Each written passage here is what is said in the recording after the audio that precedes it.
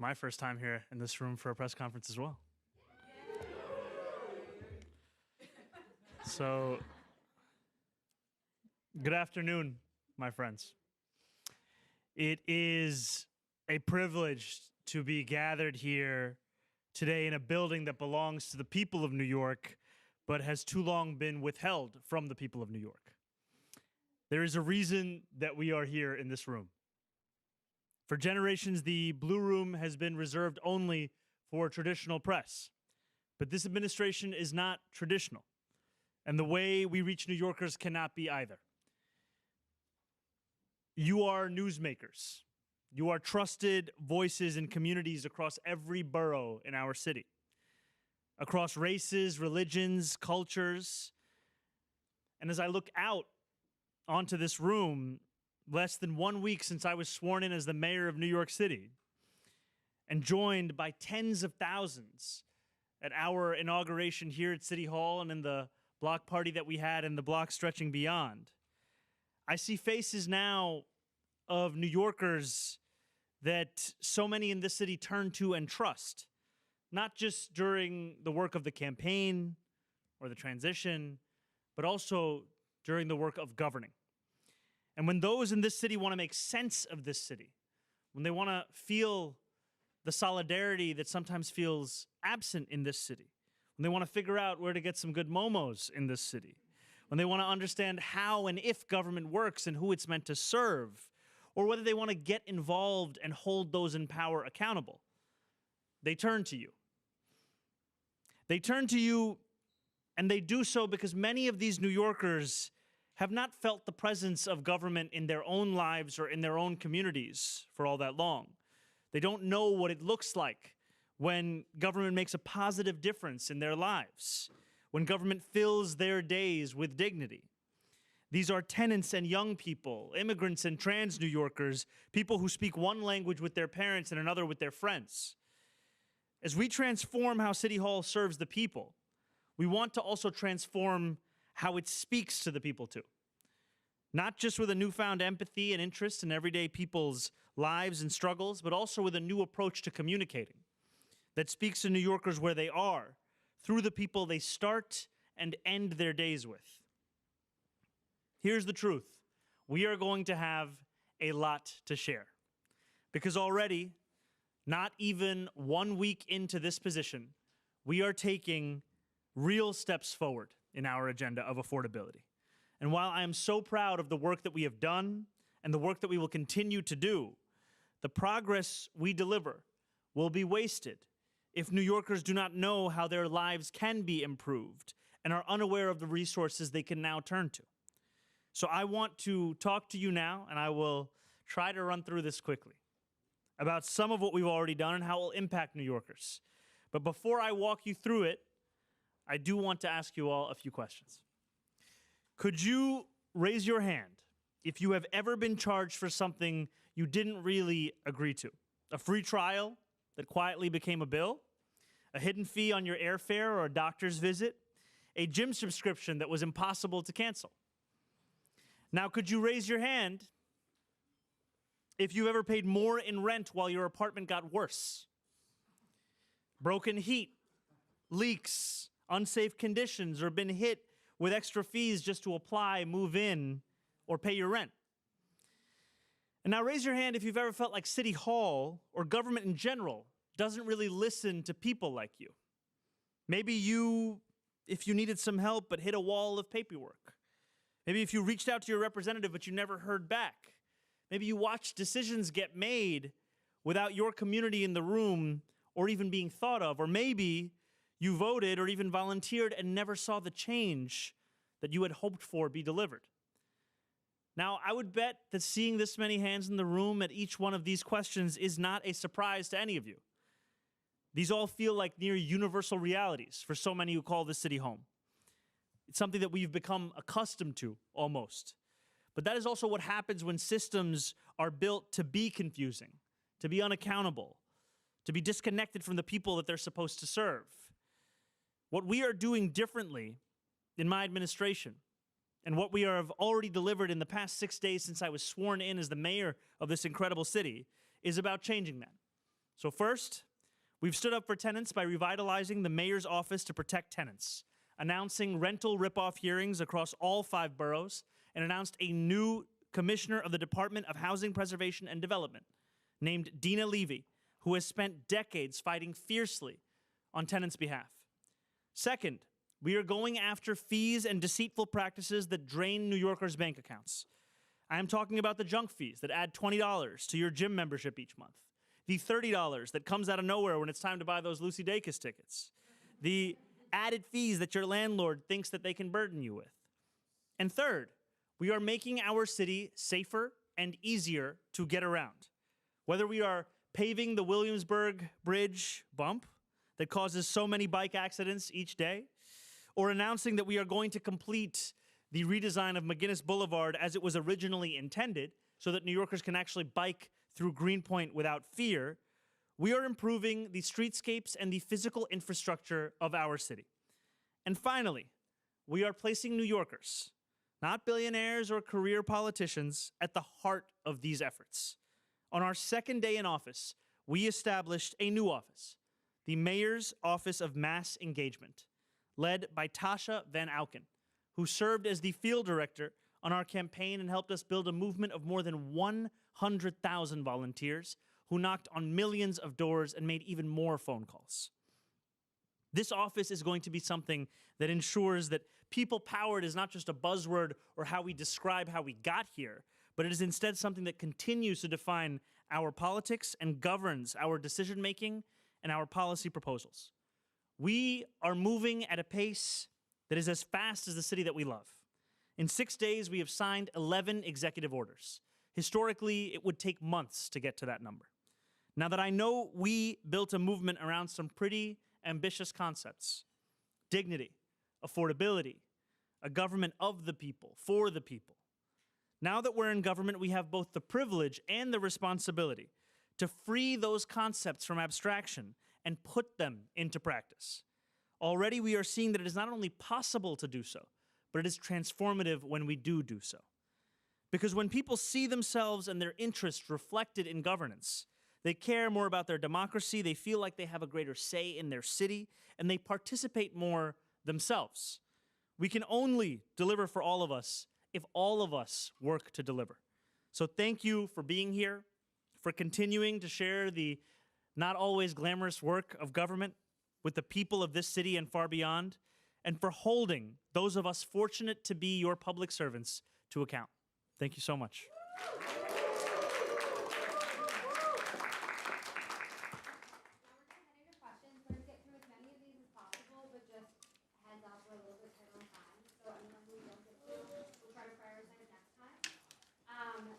I'm also apologies if I can't find you in the crowd because the beard is a little bit bad, but we'll start with, Layla. Oh, hi.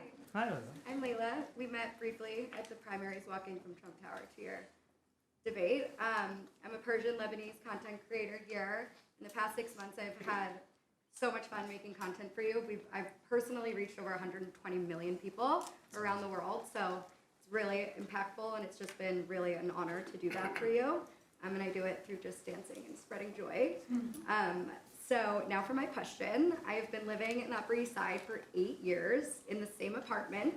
Every year our rent goes up a tiny bit, but this year, on the eve of November 3rd, my landlord, who is kind and does try very hard, texted me and my roommate that he will be raising our rent 9.4% if we sign for 1 more year, or 6.25 if we re-sign for 2 more years. I love my apartment, I love its quirks, but there are several issues, which I'm sure a lot of other New Yorkers have, like falling apart walls, things being painted over, whatever is broken. I had a stalker that lived next door to me for 5 years that is now gone, thankfully.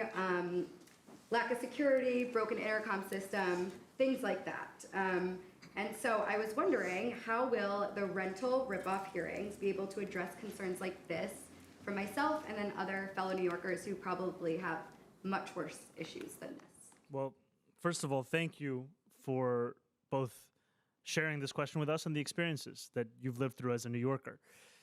The intent of the rental ripoff hearings, and also my selection of Sam Levine as our new commissioner for for the Department of Consumer and Worker Protection is to finally give New Yorkers a place where they can register these kinds of complaints and concerns. Some of the ripoffs that New Yorkers will speak about, I am sure, are the ones they've already shared with me. Ripoffs like being charged fees that they cannot explain, ripoffs like being charged for services that are actually now supposed to be incorporated within the rent. Some of them, however, will also align with what you have just shared, which is a denial of repairs oftentimes, or an inability to actually get the services that you are owed. And what we are looking to these ripoff hearings to do is not just to collect testimony, but rather to use it as an opportunity to create proposals for policy, implementation, and enforcement. And the last piece is critical because a law's worth is only so much as a New Yorker's knowledge of that same law. And there are many laws that exist already to protect tenants, to protect workers, and yet if those tenants and workers do not know of them, then they can be taken advantage of. And so our work will be equal parts deliberation and legislation in partnership with the City Council, as well as enforcement. Thank you. Thank you. Can everyone raise your hands so I can check in form just to make sure? Okay, Maurice at Bronx Native. Yes, right here. Yes. First of all, how's everyone doing? Can I get a year? Awesome. I just want to say you're doing an amazing job, and I'm super happy to be part of this movement, this new era. My question is, how can you help local entrepreneurs and business owners that are struggling to acquire physical spaces to run their business in the city, as well as help struggling local businesses to keep their spaces through this tough season right now, January, Feb, first quarter? You know, I think it's so critical to highlight the entrepreneurs and the small businesses across our city. And too often we measure these small businesses by how many open, but we don't ask ourselves as much by how many close or how they're doing in between those two moments. And so we made a commitment over the course of the campaign and how we would cut red tape, how we'd make it easier for those small businesses to navigate the bureaucracy. And one of the critical things that I've also appreciated in making my appointment of Julie Sue as the Deputy Mayor for Economic Justice is this is someone who will bring the understanding that what workers are facing in this city and what small businesses are facing in this city are part of a similar struggle that we have to deliver on. So it comes down to cutting red tape, cutting fines and fees, and also ensuring that where the city actually owns commercial properties, that we are doing everything we can to fill those properties. Thank you, brother.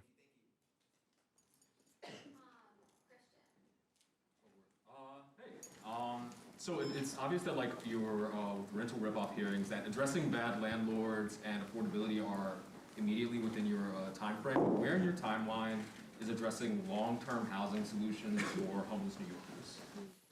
So this is a key part of the portfolio of our Deputy Mayor of Housing and Planning, Layla Bozark, who has done incredible work in the past and is already hitting the ground running in putting together a housing plan for the long term, because we have to build an incredible amount of additional housing across the city, and we also have to do so with a view towards how we can ensure that New Yorkers can afford to live in that kind of housing.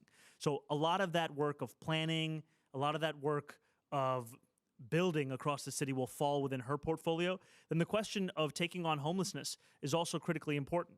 And I'm so proud to have our Deputy Mayor for Health and Human Services, Helen Arteaga, who comes from running Elmhurst Hospital in Queens, who will be doing a lot of the work of ensuring that our social services are actually being delivered to those who are in dire need of it. Thank you. Hey, how's it going, Kevin? How are you? I have two quick questions for you. I'll be Please. really brief. First, we know that you're inviting new media here, and earlier this week you were meeting with New Yorkers on the bus and having direct communication with them.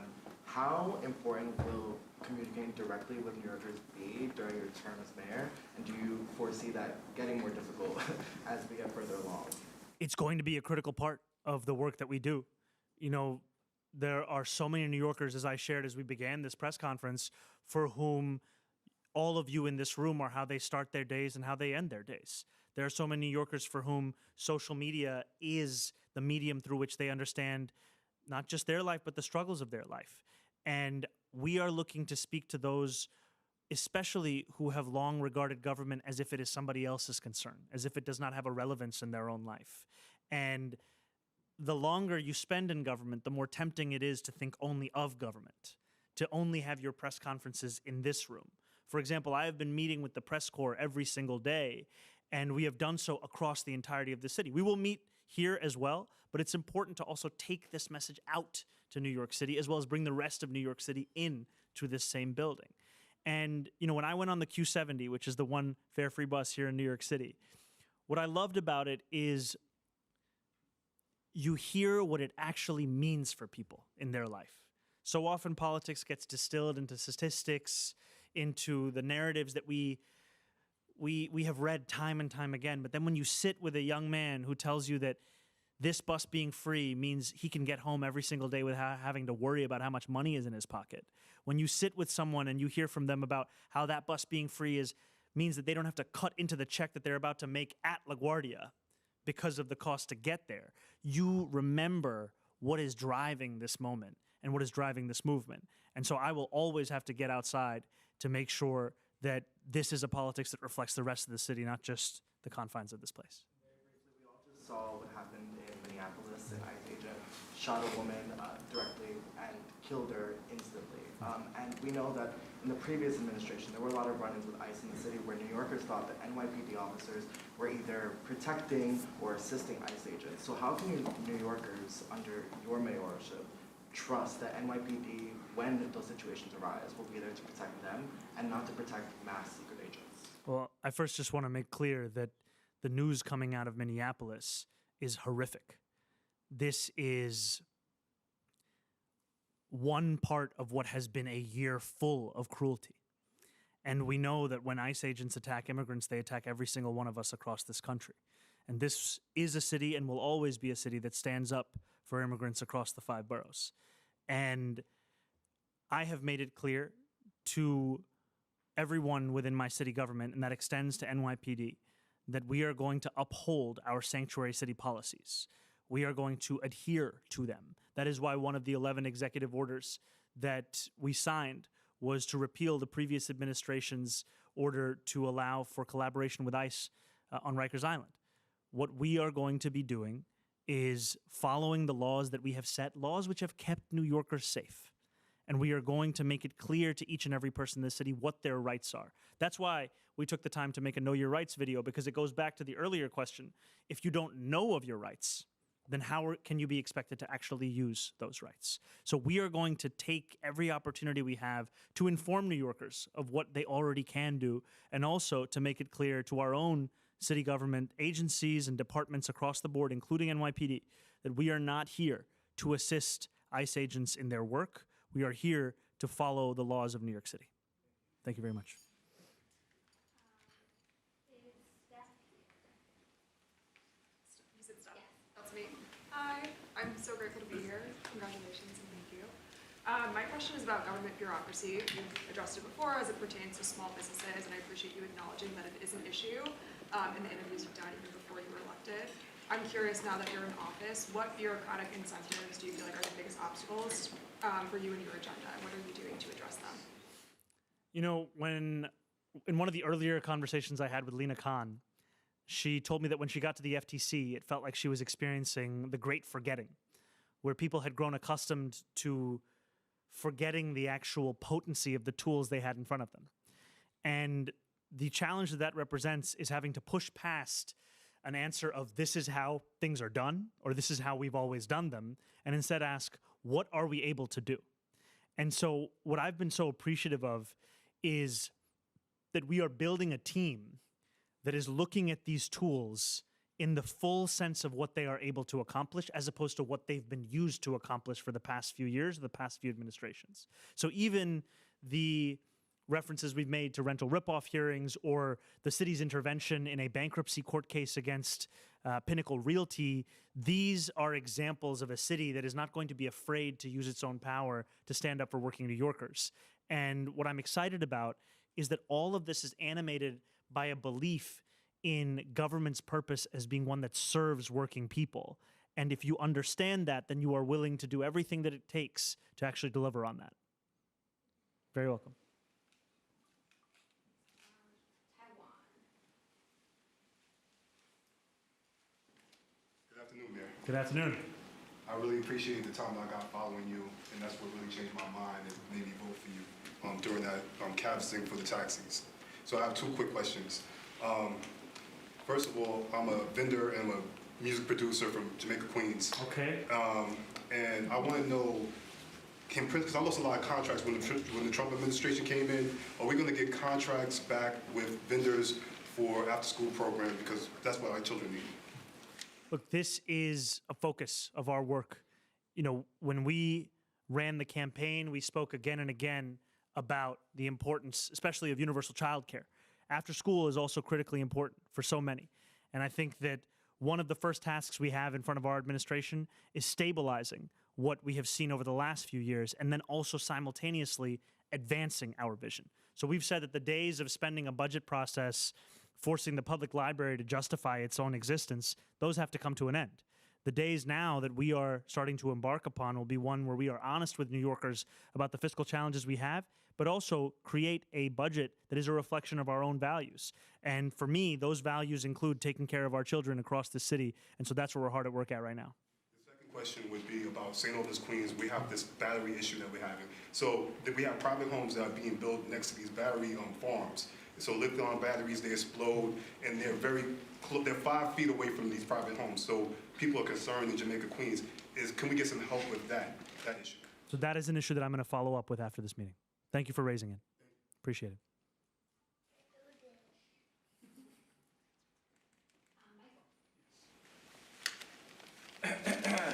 My name is Juan Bago, and actually today I do not have a question. My son has a question for you. Okay. And I'm going to read it to him. Hopefully your staff doesn't verify if it's real or not. Dear Mayo Zozo, you and I have a parent that is a filmmaker, one of more successful than the other. My question is, as mayor, do you and your staff have a plan to support independent filmmakers and content creators in New York City? P.S. My dad bribed me $5 and a trip to Chuck E. Cheese to ask this question. Wow. Tell your dad not to bribe me, because we don't do that here. Thank you for that question, my friend. Thank you for being here as well. I think that the arts are a critical part of this city, and too often we think about the arts as if they are separate from an agenda of affordability. And so we don't want to just make it easier for filmmakers to tell the stories of this city, though we do. We also want to make it easier for filmmakers to be able to afford to live in this city. And I always think back to the conversation that you may have, or your father may have seen, you probably didn't see it, maybe others in this room have seen it, where Timothy Chalamet and Coleman Domingo were having a conversation and they realized they actually lived in the same building. And they lived in that same building because it was a building that was built with the intent of providing subsidized housing for artists. And so what we need to do in this city is ask ourselves, if we want to have this city continue to be the cultural capital of the country, we also have to invest in it such that artists can actually afford to live here and not just dream of coming to stay here. And that's going to be a big part of our housing plan. Thank you. Hi. Mayor Mamdani, thank you so much for having us here. It's such an incredible experience as a content creator to be able to come into the space. My name is Aveni, and I make fitness content. And if it's okay, I'm going to ask my question first in Spanish and then in English. Siendo alguien que hace contenido en el ambiente atlético, soy muy consciente que el acceso a gimnasios y a espacios seguros es un privilegio. Por ejemplo, las multas innecesarias de los gimnasios cuando una persona está intentando mejorarse puede limitar su acceso. ¿Cuál es su plan para mejorar el acceso del residente promedio de Nueva York a espacios de actividad física? Y en términos generales, ¿cómo ayudará su agenda económica para mejorar la salud física y mental de los residentes de Nueva York? As someone in the fitness space, I'm very aware that access to gyms and safe spaces is a privilege. For example, the gym fees, while trying to make strides towards self-improvement, can hinder someone's access. What is your plan to improve the average New Yorker's access to fitness spaces? And generally, how would your affordability agenda help improve the physical and mental fitness of New Yorkers? It's a lovely question. I think the first thing that we are focused on is that New Yorkers actually be able to trust that the subscriptions they're signing up for or the memberships are ones that they can also get out of and ones where they agreed to pay the amount that's being charged to them. Because what happens when you are ripped off or you are overcharged or you face a junk fee is it also diminishes your trust in that activity as a whole. And we do not want to turn people away from exercise and physical activity. We want, in fact, to make it as easy as possible for them to express themselves in the city that is theirs. And so we are going to make clear to gyms as well as any and all businesses across the city that the law is something to be followed, not something to simply be considered. And that means to end the practice of subscription traps. It means to end the practice of junk fees and overcharging. What we also have to do is invest in our public spaces as well. And we have to make it easy for New Yorkers to exercise outside as well as they can inside. And that is something that I appreciate very deeply as someone who grew up in this city and also someone who has run very, very slowly around this city and has done so because of the parks of this city. And I think that for a long time, we have thought of some of these questions, some of these points, whether they be arts or physical activity, as if they are just footnotes to what should be the focus of city government. But they are, in fact, so much of what makes this a city people want to live in. And so we need to actually treat it that way. Thank you so much. Very Slow welcome. runners still run marathons. I'm a slow runner and I've done too, so you can do it. Thank you. Thank you. I also enjoyed running a marathon, but I have a three-part question. Okay. One is the mayor of Minneapolis. We'll do one at a time. Okay. Yeah. Mayor of Minneapolis, Fry, has said, I should get the F out of Minneapolis. Do you have the same attitude in New York? And do you have any idea whether President Trump plans to surge ICE agents here? And even if he doesn't, how to protect New Yorkers? Now, I can't speak to what the president will do. I can tell you, however, what I've also said to him directly, which is that I believe that these raids are cruel and inhumane, and they do nothing to actually serve the interests of public safety. And what New Yorkers want to see is a city that they are safe in, a city that they can also feel comfortable leaving their home in. And I can tell you, when we did The Mayor is Listening, when I sat for 12 hours at the Museum of the Moving Image in Astoria, I had a number of undocumented New Yorkers come and speak to me and share with me the anxiety that they live with each and every day, the fear when they leave their home, and also the sense that when they hug their aunt, it may be the last time that they do so. And so we will continue to make clear that this is a city that stands up for immigrants, and also this is a city that will follow its laws of sanctuary city policies, precisely because these are laws that keep New Yorkers safe. And prior to this moment in time, these were laws that were defended by people of both parties because of what they were seeing as actually delivering. Just very quickly follow up about the Trump administration ending $10 billion in funding to 5 Democrat-led states, which for childcare for low-income, in our case, New Yorkers. What is your plan right now on universal childcare and to subsidize people who are going to be losing that support for everything from childcare to paying for diapers? This is a cruel decision that seeks to play politics with the future of our kids' lives here in this city. And I am looking forward to working with our partners in Albany to not only fight this, but I also take heart from the fact of what the governor said yesterday, which was her confidence in being able to defeat this move in court. And we also know that it is insufficient to simply protect that which we do have. We also have to meaningfully advance our vision of universal childcare. It costs a family $22,500 a year to take care of a single child in this city.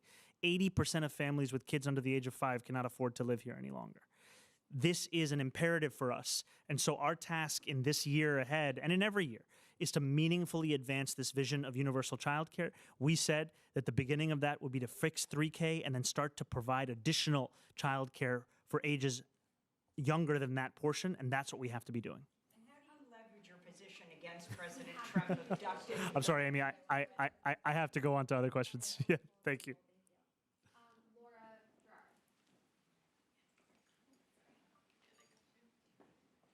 Hi, Mayor Mamdani. How's it going? I met you briefly on Election Day, and I haven't had a chance to say congratulations. Thank you very much. I work in fitness, too, and I echo Alan's sentiments about how important affordability and accessibility is. You've talked about the junk fees, specifically like it's a huge joke in the fitness industry about what horrible offenders gyms are with memberships. When we talk about things like the junk fee actions and the rental ripoff boards, it sounds great in theory, and in practice for a lot of New Yorkers, these things end up being a lot more bureaucracy and a lot more red tape. How can everyday New Yorkers expect to see these things in practice in how much we're paying to live here? You know, I really appreciate the question and the framing of it, because I think what it speaks to is why so few people have hope in government's ability to actually deliver. And in Sam Levine, we have a commissioner for the Department of Consumer and Worker Protection who has demonstrated his track record of results at the national level. This is someone who was a key part of the FTC under Lena Khan's leadership, and someone who has shown the ability to take on junk fees, subscription traps, exactly these kinds of things at a nationwide level. And so what I appreciate in this is we are not looking to make an announcement that we will then not return to. What we are in fact looking to do is empower a leader within our city government to collect testimony from New Yorkers and then start to make rules on the basis of that testimony, create policy, and deliver a new landscape in this city where those kinds of fees are not ones that you come to accept as the cost of doing business, but they are in fact things that we know have no place in the city. Thank you.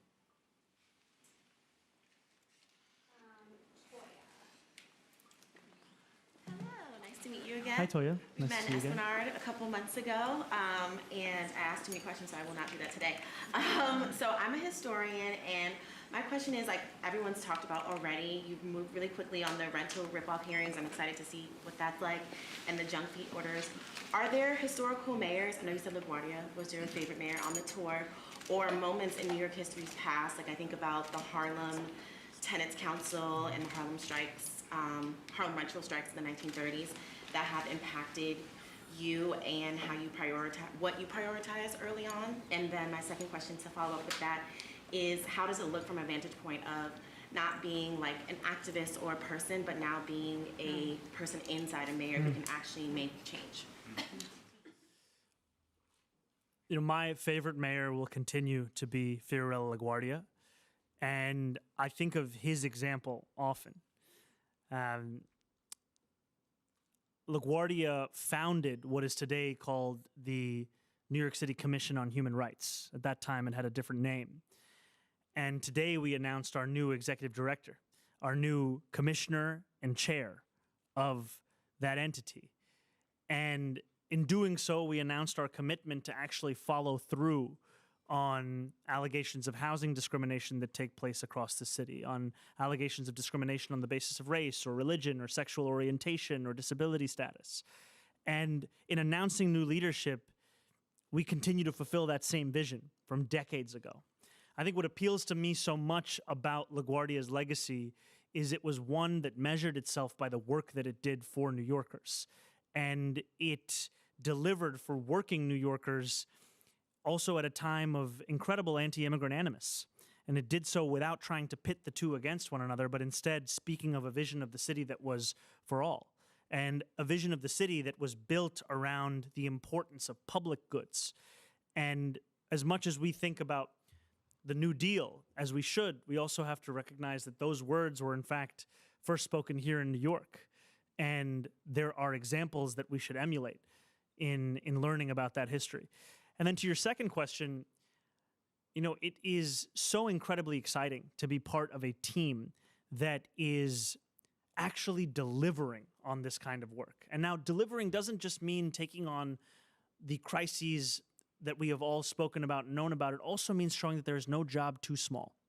No job too small, no crisis too big for city government to actually concern itself with.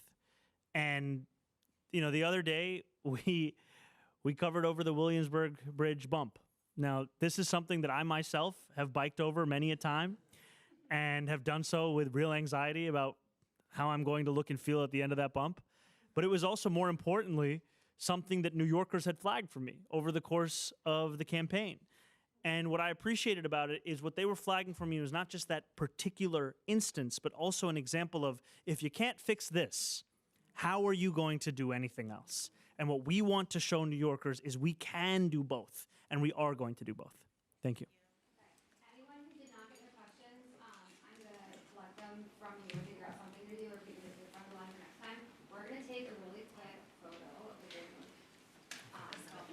Well, I will say, before we take this photo, I really do want to say thank you to everyone here for the work that you do, for the ways in which you keep New Yorkers engaged and involved, and also to make a commitment to you that this kind of engagement is something that will continue to characterize our administration, because we need to speak to New Yorkers through every single medium that they see themselves and see the world around them, and all of you are such critical parts of that.